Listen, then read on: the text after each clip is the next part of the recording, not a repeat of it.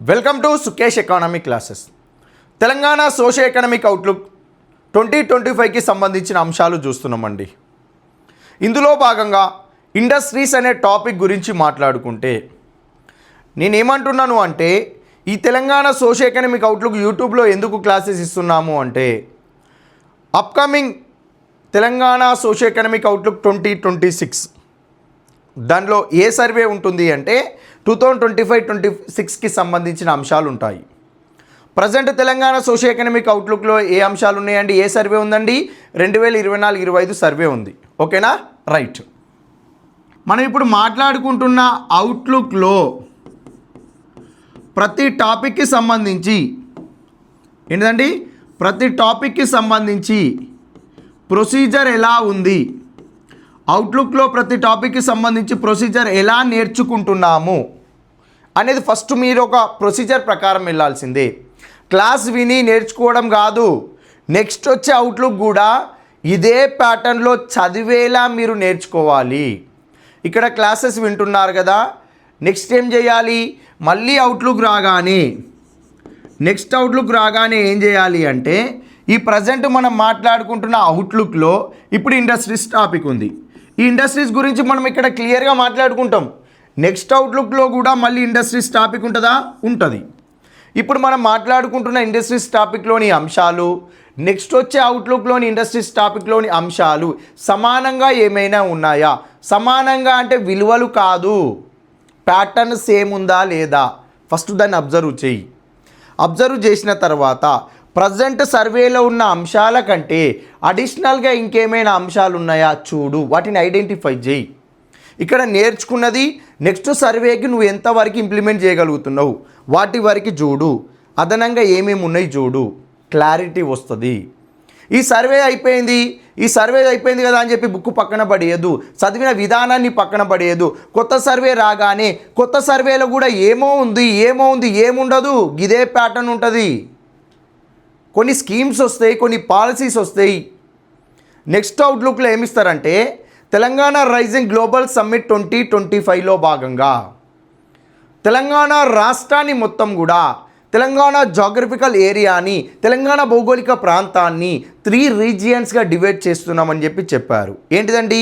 Core urban region, peri urban region, agri area region అని చెప్పి మనకి 3 రీజియన్స్గా ఏర్పాటు చేసి సర్వీస్ సెక్టార్ని, ఇండస్ట్రీస్ సెక్టార్ని, అగ్రికల్చర్ని డెవలప్ చేస్తాము అని చెప్పి తెలియజేశారు.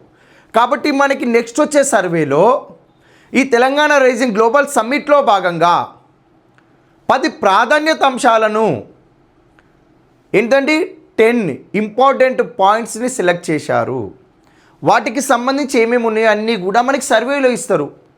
అప్పుడు వాడిని కూలంకషంగా చదవాలి. అవి కూడా నేను 1 by 1 క్లారిటీగా ఎక్స్ప్లెయిన్ చేస్తా. దానికి సంబంధించిన డాక్యుమెంట్ కాపీ ఉంది మా దగ్గర, క్లారిటీ ఎక్స్ప్లెయిన్ చేస్తా. కానీ మీరు ఈ సర్వేలో క్లాసెస్ విని ఏం నేర్చుకుంటున్నారో సేమ్ ఇదే ప్యాటర్న్లో నెక్స్ట్ సర్వేలో ఏముందో చూడాలి. ప్రతిదీ కూడా విని నేర్చుకుంటా అని ప్రయత్నం చేయకూడదు. ఒకసారి వినాలి, చదివేటప్పుడు మీరు విన్నది ఏ విధంగా ఉందో ఇదే ప్యాటర్న్లో మళ్ళీ ఉందా లేదా అని చదివేలా మీకు మీరు తయారు చేసుకోవాలి. నేను మళ్ళీ చెప్తున్నా, ఎక్కడైనా క్లాసెస్ వినండి, ఒకటేసారి క్లాసెస్ వినాలి. క్లాసెస్ మొత్తం విని చదివేదానిపైనే ఎక్కువ టైం పెట్టాలి. అది గుర్తుపెట్టుకోండి ఫస్ట్. నెక్స్ట్ అవుట్లుక్ని కూడా లైన్ టు లైన్ ఎక్స్ప్లెయిన్ చేస్తా. ఇప్పుడు యూట్యూబ్లో ఇచ్చే క్లాసెస్ని ఎంతవరకు ఇవ్వాలో అంతవరకు ఇస్తున్నాం, కానీ సర్వేలో ఉన్న ప్రతి లైన్ని కూడా అప్కమింగ్ సర్వేని లైన్ టు లైన్ వివరణ ఇస్తాను కూడా మీకు. కానీ ఇక్కడ విన్న క్లాసెస్ని మీరు మళ్ళీ నెక్స్ట్ సర్వేకి ఇంప్లిమెంట్ చేయాలని ఎందుకు అంటున్నా, పదే అంటున్నానంటే ఇక్కడ వినే ప్యాటర్న్ని నెక్స్ట్ మీరు వినేటప్పుడు ఈజీ అయిపోవాలి, మీకు గుర్తుండాలి అని చెప్పి చెప్తున్నా. అప్పుడు ఏమవుతుంది అని అంటే క్వశ్చన్ ఎలా వస్తుందో మీరు ముందే నేను చెప్పేటప్పుడే నేను పలానా క్వశ్చన్ వస్తుంది అనేటప్పుడే మీకు మీరే గుర్తు తెచ్చుకుంటారు ఆ క్వశ్చన్ని. ఆ ప్యాటర్న్ని మీరు మర్చిపోకూడదు కాబట్టి ఈ ప్యాటర్న్ గుర్తుపెట్టుకోవాలి. ఇదే ప్యాటర్న్ని నేను ఇంకొంచెం డెప్త్గా తీసుకెళ్ళి నెక్స్ట్ సర్వేలో పాయింట్ టు పాయింట్ మీకు క్లియర్గా ఎక్స్ప్లెయిన్ చేస్తా. ఓకేనా? మ్యాటరు, పాలసీస్, స్కీమ్స్ ఏది ఉంటే అది ఎక్స్ప్లెయిన్ చేస్తా.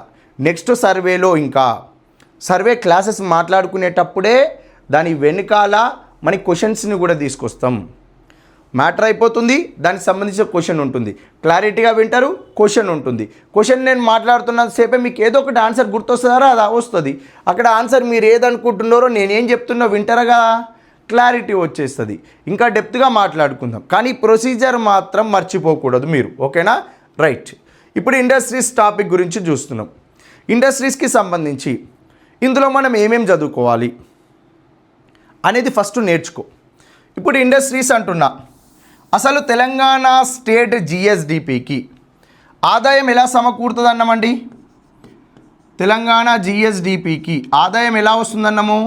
ఒకటి అగ్రికల్చర్ సెక్టార్ నుంచి, ఒకటి అగ్రికల్చర్, రెండోది ఇండస్ట్రీస్,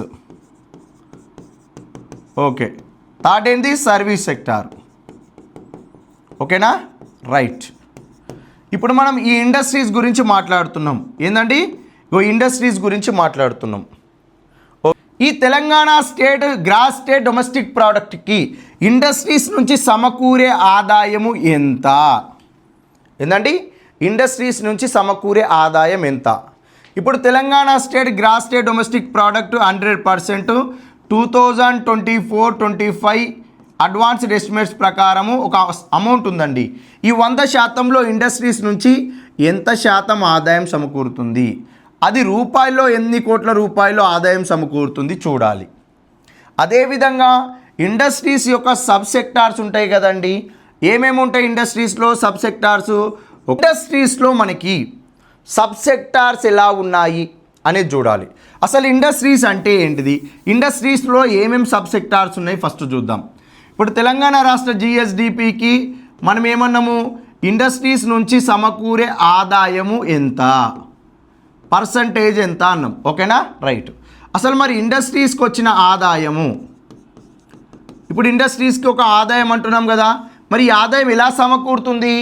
ఇండస్ట్రీస్లో ఉండే సబ్ సెక్టార్స్ యొక్క మొత్తం ఆదాయమే ఇండస్ట్రీస్ యొక్క ఆదాయం అవుతుంది. మరి ఇండస్ట్రీస్ అంటే పరిశ్రమల రంగము. ఏంటంటే పరిశ్రమలు. ఇప్పుడు పరిశ్రమలు అంటే ఏంటిది, ఇందులో ఏమేమి ఉంటాయి అనేది చూడాలి. ఫస్ట్ ఏముంటుందండి? మ్యానుఫ్యాక్చరింగ్ సెక్టార్ ఉంటుంది. మ్యానుఫ్యాక్చరింగ్ సెక్టార్ ఉంటుంది. దీనినే తయారీ రంగం అంటారు. ఏమంటారండి?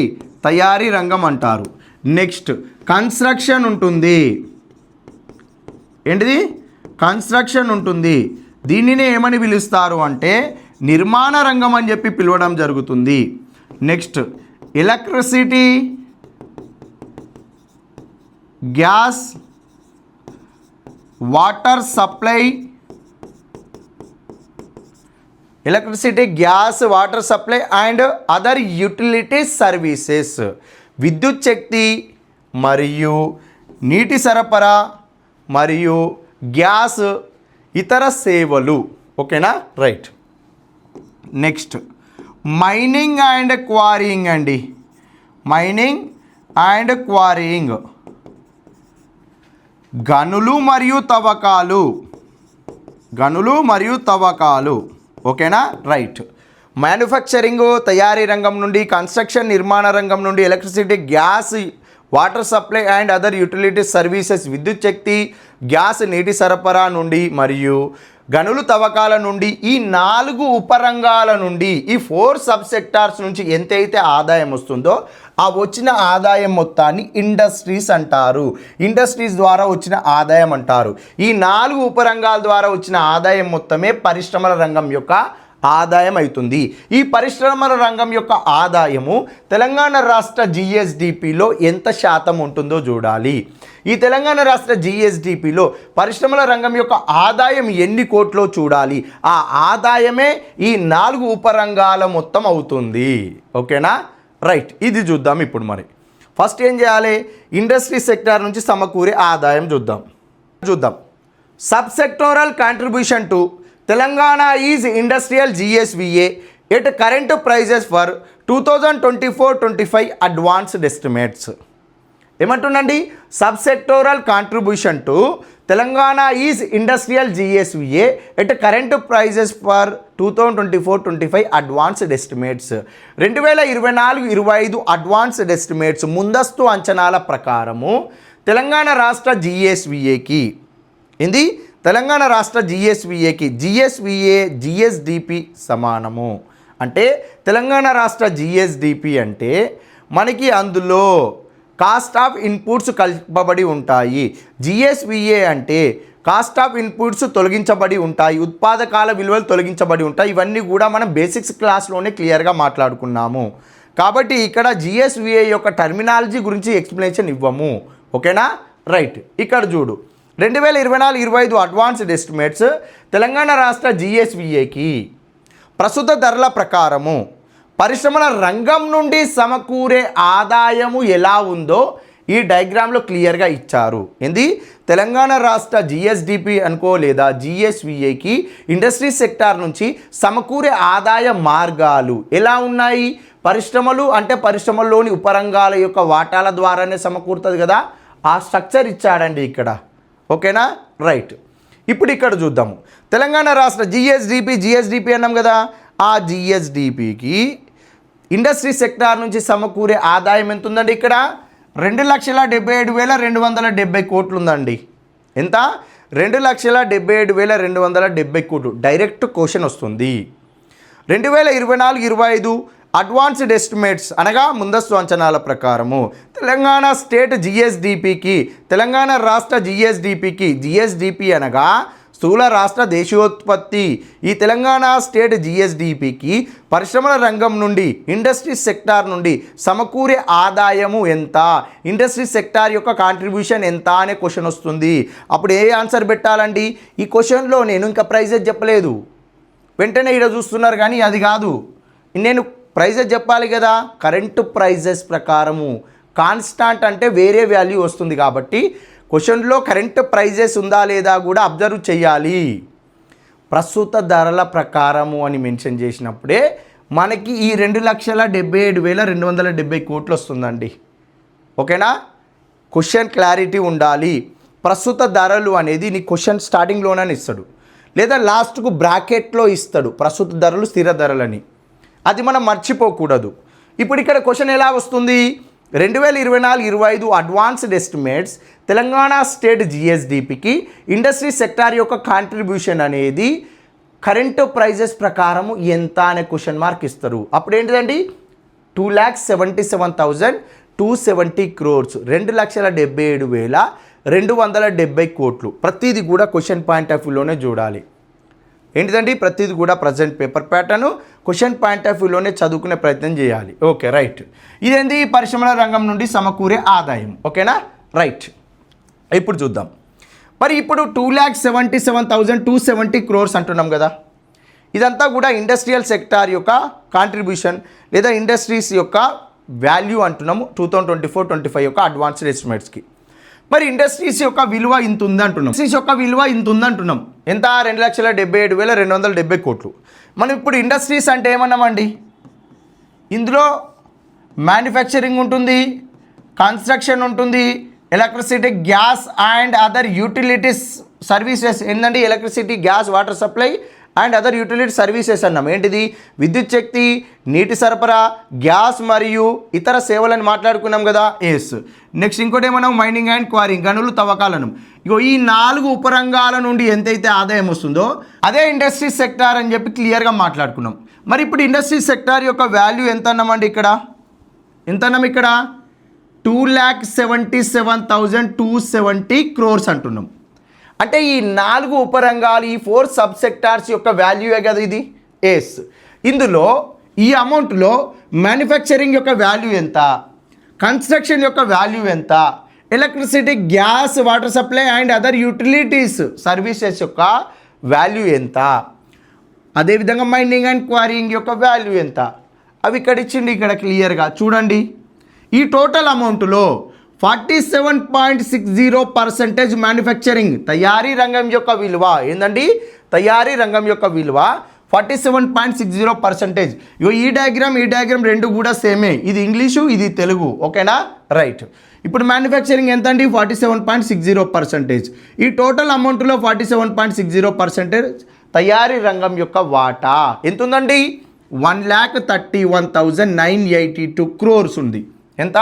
1,31,982 కోట్ల రూపాయలు ఇండస్ట్రీస్ సెక్టార్లోని తయారీ రంగం యొక్క వాటా. ఓకేనా, రైట్. నెక్స్ట్ చూద్దాం కన్స్ట్రక్షన్. ఈ టోటల్ అమౌంట్లో మనకి కన్స్ట్రక్షన్ ఎంత ఉందండి? 29.07%. ఎంత? 29.07%. అమౌంట్ ఎంత అండి? 80,613 crore, 80,613 కోట్లు. Okay, right. Next mining and quarrying చూద్దామండి. మైనింగ్ అండ్ క్వారీయింగ్ అనేది ఈ టోటల్ అమౌంట్లో 12.33%. ఎంత? 12.33%. అమౌంట్ పరంగా చూస్తే 34,189 కోట్లు. ఏందండి? 34,189 కోట్ల రూపాయలు. ఓకేనా, right. Next electricity and other utilities ఎంత ఉందండి? టోటల్ అమౌంట్లో 11.00%. అమౌంట్ ప్రకారం చూస్తే ఎంత అండి? 30,486 కోట్ల రూపాయలు. ఓకేనా, రైట్. ఇప్పుడు ఇలా చదివి వదిలేస్తే మనకు గుర్తుండదు. నెక్స్ట్ ఏం చేయాలి అంటే క్వశ్చన్ వస్తుంది. ఎలా వస్తుంది? 2024-25 అడ్వాన్స్డ్ ఎస్టిమేట్స్ కరెంట్ ప్రైజెస్ ప్రకారము అనగా ప్రస్తుత ధరల ప్రకారము అని అర్థము. ఓకేనా, రైట్.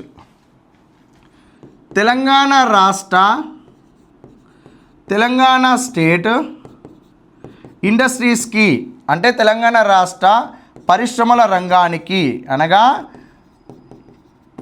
పరిశ్రమల రంగానికి సమకూరే ఆదాయ మార్గాల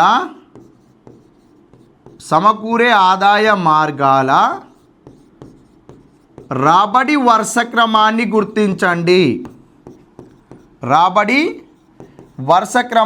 గుర్తించండి.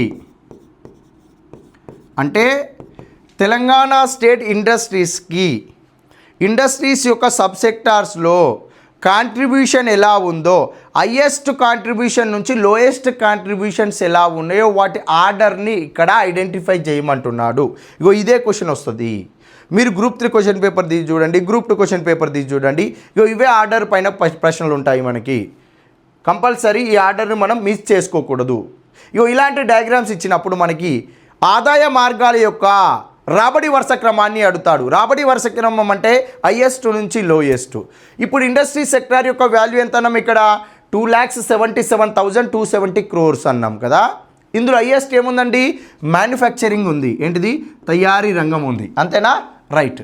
నెక్స్ట్ ఏముందండి? కన్స్ట్రక్షన్ ఉంది. ఆ తర్వాత ఏముందండి? మైనింగ్ అండ్ క్వారీయింగ్ ఉంది. ఓకేనా. ఆ తర్వాత ఏముందండి? Electricity, gas, water supply and other utilities services. First ఏంటిది? మ్యానుఫ్యాక్చరింగ్.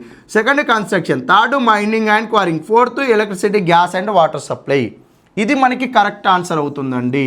మ్యానుఫ్యాక్చరింగ్ అంటే తయారీ రంగము, కన్స్ట్రక్షన్ అంటే నిర్మాణ రంగము, మైనింగ్ అండ్ క్వారింగ్ అంటే గనులు తవ్వకాలు, electricity, gas and other utility services అంటే నీకు విద్యుత్ శక్తి, నీటి సరఫరా మరియు గ్యాసు ఇతర సేవలకు సంబంధించినవి.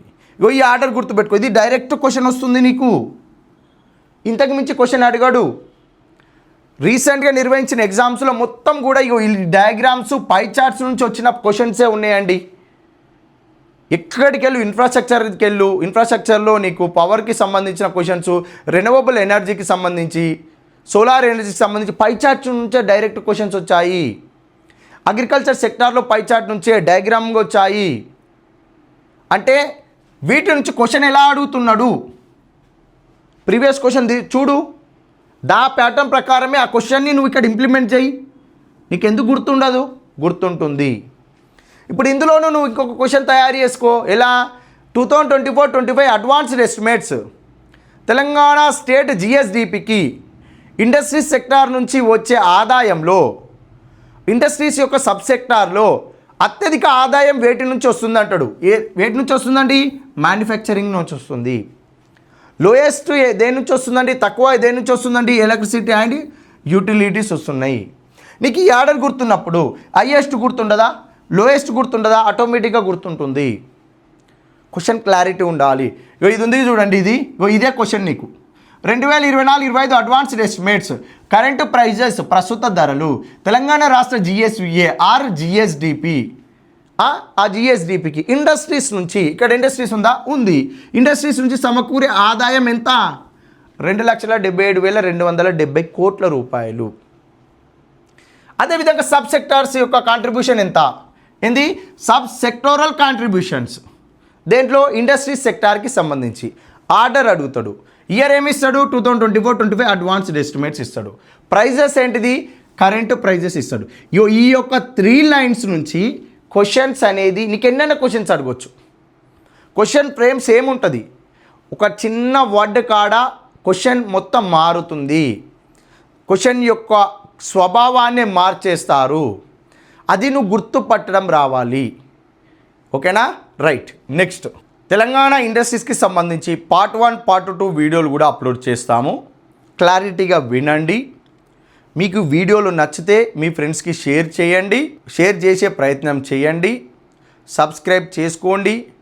వీడియో మొత్తం వింటున్నారు కానీ ఒక లైక్ కూడా చేయట్లేదు. మీరు లైక్ చేస్తే కనీసం వేరే వాళ్ళకైనా కనిపిస్తుంది. లైక్ అయినా చేయండి. ఓకేనా? Thank you. మిగిలిన టాపిక్స్ గురించి తర్వాత క్లాస్లో మాట్లాడుకుందాం. ఓకేనా? రైట్.